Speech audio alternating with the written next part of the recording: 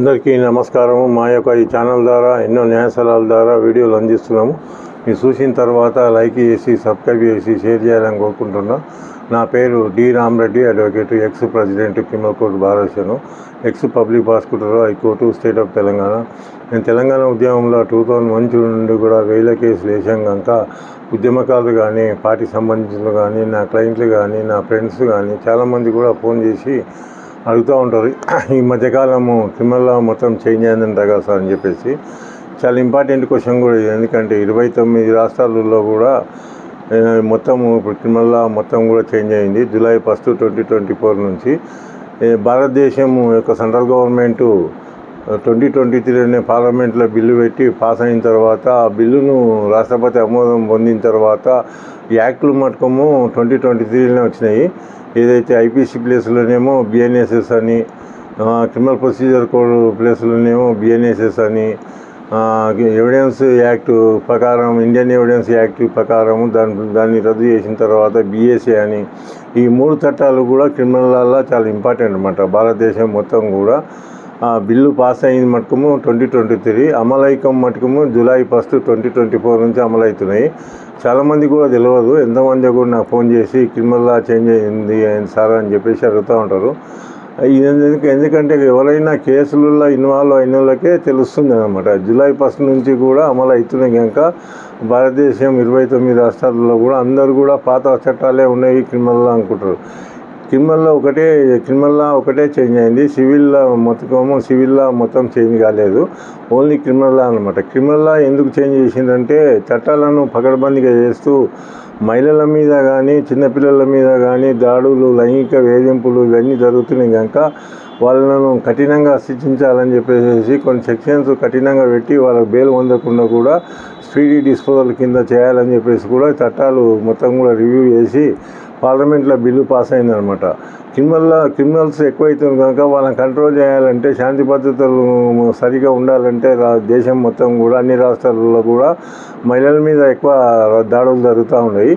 వాటిని కంట్రోల్ చేయడానికని ఇవన్నీ కొన్ని సెక్షన్లు అన్నీ రివ్యూ చేసి మొత్తం కూడా అమెండ్మెంట్ చేసి కొంచెం 2023లోనే బిల్లు పాస్ అయిన తర్వాత అమలు చేసుకోమటకము జూలై 1, 2024 నుంచి అమలు అవుతున్నాయి. ఏదైతే ఐపీసీ ప్లేస్లోనేమో బిఎన్ఎస్ అని, ఇండియన్ పెనల్ కోడ్ కింద ఇంతకుముందు ఎప్పుడైనా నేరాలు జరిగితే ఇండియన్ పెనల్ కోడ్ కింద బుక్ చేసేవాళ్ళు. ఇప్పుడు లేదన్నమాట. బిఎన్ఎస్ అని, భారతీయ న్యాయ సంహిత యాక్ట్ 2023 కింద కేసులు బుక్ చేస్తున్నారు.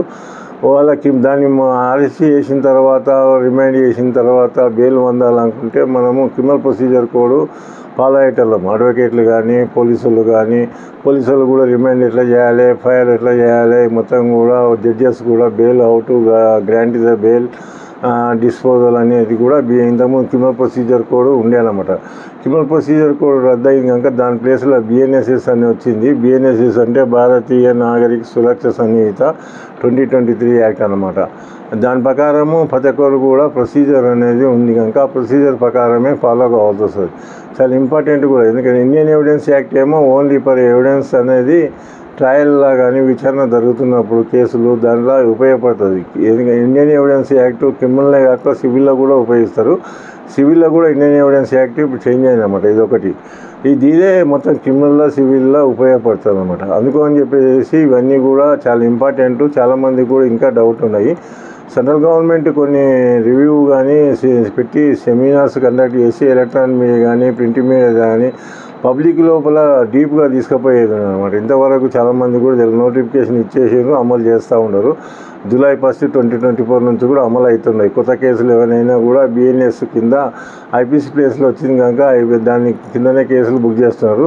ఇంతకుముందు ఐపీసీలో ఇండియన్ పెనల్ కోడ్ 1860 బ్రిటిష్ కాలం నుంచి ఉన్నటువంటి చట్టాలన్నీ కూడా రద్దు చేయాలని చేసిండ్రు. కొన్ని రివ్యూ చేసి కొన్ని కఠినంగా శిక్షలు విధించాలని చెప్పేసి కూడా క్రిమినల్స్ని కంట్రోల్ చేయాలని కూడా ఈ లా తెచ్చారనమాట, క్రిమినల్ లా అనేది. అందుకని చెప్పేసి ఏదైనా కేసులో ఇన్వాల్వ్ అయినప్పుడు ఇంతకుముందు ఐపీసీ ఇండియన్ పెనల్ కోడ్ కింద కేసులు బుక్ చేస్తారు పోలీసు వాళ్ళు. ఇప్పుడు అది లేదు కనుక బిఎన్ఎస్ కింద, భారతీయ న్యాయ సంహిత కింద కేసులు బుక్ చేస్తారు.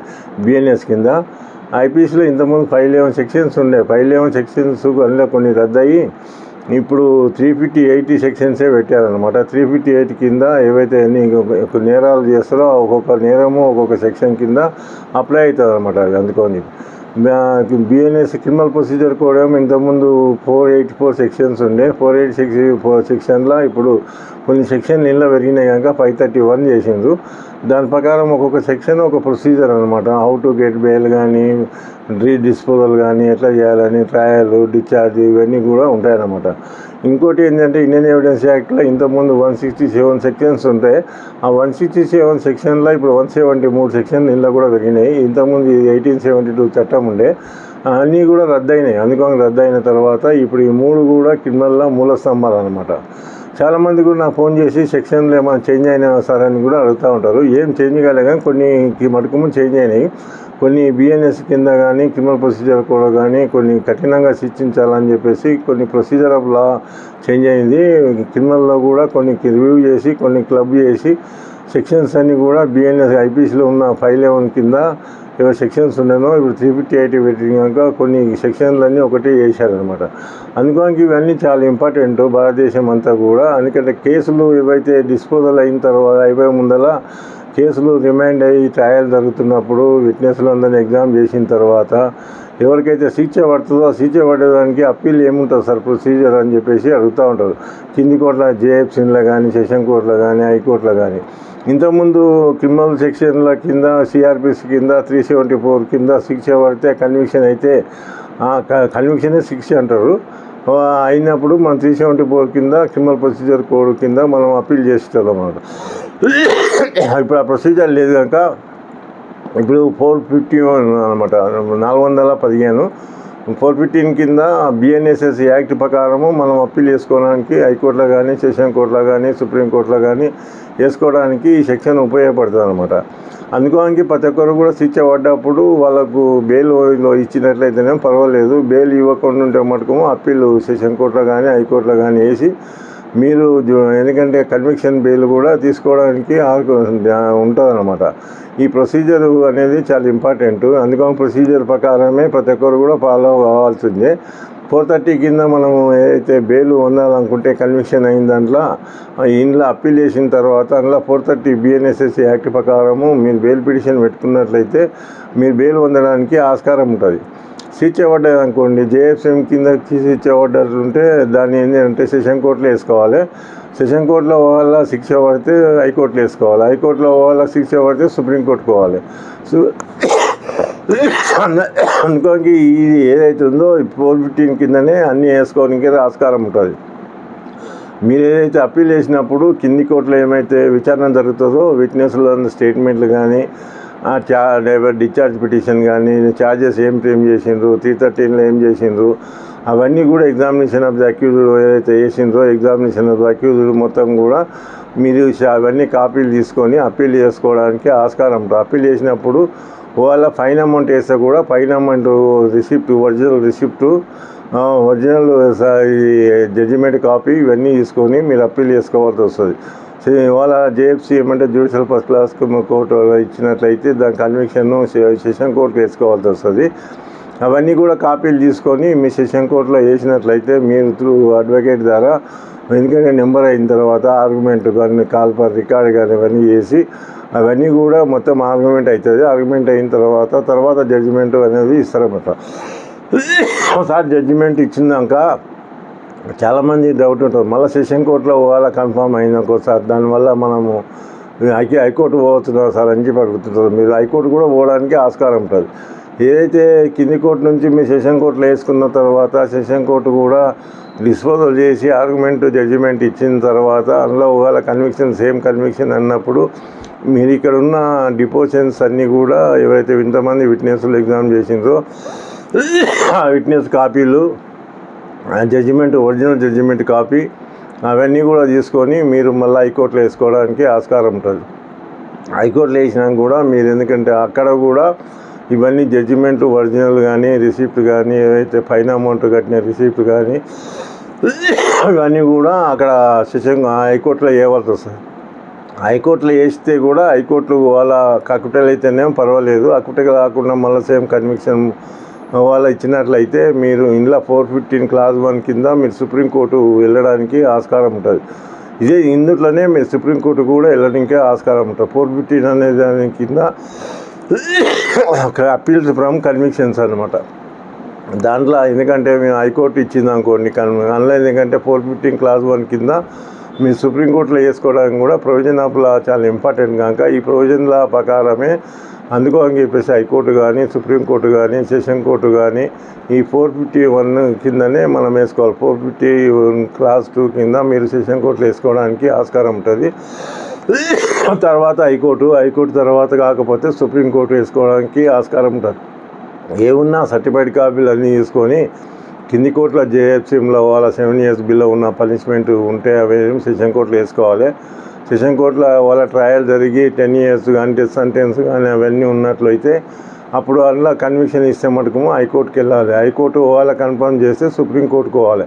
ఇది అందుకని చెప్పి డైరెక్ట్ మీరు పోయి హైకోర్టులో వేయడానికి ఆస్కారం లేదు. కింది కోర్టు మీకు ప్రొవిజన్ ఉంది కనుక కింది కోర్టులోనే మీరు సెషన్ కోర్టులో జేఎఫ్సీలో కన్విక్షన్ అయినప్పుడు జేఎఫ్సీలోనే మీరు వేసుకొని ఆ సర్టిఫైడ్ కాపీలను తీసుకొని అక్కడ ఉన్న అడ్వకేట్ని ఎవరినైనా పెట్టుకొని మీరు అప్పీల్ చేసుకున్నట్లయితే అప్పీల్లో కూడా మీరు బెయిల్ పొందడానికి ఆస్కారం ఉంటుంది. వాళ్ళ కన్విక్షన్ అయిన తర్వాత జైలుకు పంపితే కూడా మీరు 430 BNSS యాక్ట్ ప్రకారము పిటిషన్ పెట్టుకొని దాని ప్రకారము మీరు బెయిల్ ఉంది. ఎందుకంటే అప్పీల్ ఎప్పుడు డిస్పోజల్ అవుతుందో తెలియదు కనుక మీరు till disposal of the appeal మాకు బెయిల్ కావాలా సార్ అని రిక్వెస్ట్ చేసినట్లయితే, ఎందుకంటే మీ యొక్క కుటుంబ పరిస్థితులు కానీ మీ ఫ్యామిలీ బ్యాక్గ్రౌండ్ కానీ మీ హెల్త్ బాగాలేనప్పుడు కానీ me your only for in care taker in entire family కానీ మీరు ఉన్నట్లయితే అవన్నీ గ్రౌండ్స్ కూడా సార్ అప్పీల్ అయినంత వరకు నేను బెయిల్ ఇవ్వండి అని చెప్పేసి మీరు రిక్వెస్ట్ చేసినట్లయితే ఆ పిటిషన్ పెట్టుకున్నట్లయితే బెయిల్ పొందడానికి కూడా సెషన్ కోర్టులో ఆస్కారం ఉంటుంది.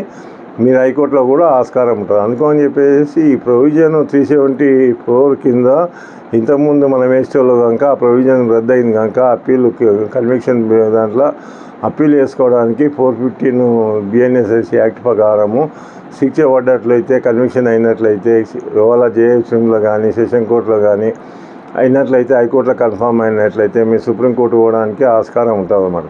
ప్రతి ఒక్కరు కూడా ఎందుకంటే డౌట్ ఉంటే ఎంతోమంది నాకు ఫోన్ చేస్తారు, కన్విక్షన్ అయింది సార్ ఇట్లా మళ్ళీ బెయిల్ తీసుకోవచ్చున్నా లేకుంటే అప్పీల్ ఎక్కడ ఫైల్ చేయాలని చెప్పి. ఇందులో ఒకటే చిన్న సింపుల్ ప్రొవిజన్ అన్నమాట. అందుకో అని చెప్పేసి వాళ్ళ జేఎస్ఎం అయితేనేమో మీ ప్రొవిజన్ అక్కడే ఉంటుంది కనుక సెషన్ కోర్టు వేసుకోవాలి. వాళ్ళ సెషన్ కోర్టులో అయితే మటుకు హైకోర్టులో వేసుకోవాలి. హైకోర్టులో వాళ్ళ కన్ఫర్మ్ అయితే సుప్రీంకోర్టుకు పోవాలి. ఇవన్నీ ప్రొవిజన్ అన్నీ కూడా అడ్వకేట్లకు తెలిసింటుంది కనుక మీరు అడ్వకేట్లను వాళ్ళు అప్రోచ్ అయినట్లయితే మీరు ఏ కోర్టులో కన్విక్షన్ అయింది, ఎక్కడ అయింది, ఏ అఫెన్స్ అయింది, ఇవన్నీ కూడా ఆ ఛార్జ్ షీట్ కాపీ, మిగతా జడ్జిమెంట్ కాపీ, విట్నెస్ల స్టేట్మెంట్లు ఇవన్నీ తీసుకొని మీరు సెషన్ కోర్టులో కానీ హైకోర్టులో కానీ సుప్రీంకోర్టులో కానీ వేయడానికి ఆస్కారం ఉంటుంది. చాలామంది కూడా అడుగుతారు కనుక ఇవన్నీ చెప్తుంటారు. అందుకని చెప్పేసి మీరు అప్పీల్ చేసుకోవాలంటే శిక్ష పడేదాంట్లో కన్విక్షన్ పడేదాంట్లో ఇప్పుడు 415 BNSS యాక్ట్ ప్రకారము మీరు వేసుకోవడానికి ఆస్కారం ఉంటుంది.